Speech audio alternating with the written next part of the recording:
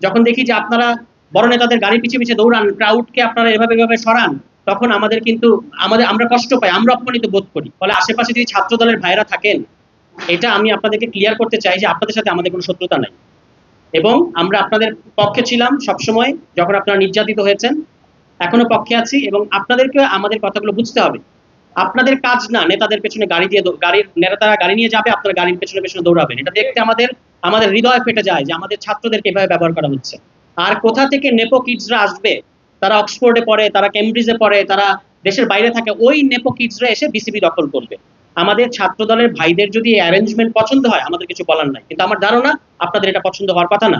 আমরা আপনাদেরকে অপমানিত হতে দেখে, যখন দেখি যে আপনারা বড় নেতাদের গাড়ির পিছে পিছে দৌড়ান, ক্রাউডকে আপনারা এভাবে সরান, তখন আমাদের কিন্তু আমরা কষ্ট পাই, আমরা অপমানিত বোধ করি। ফলে আমরা আপনাদের সমব্যথী। আমরা জানি যে আপনাদের কষ্ট হচ্ছে, কষ্ট লাগে।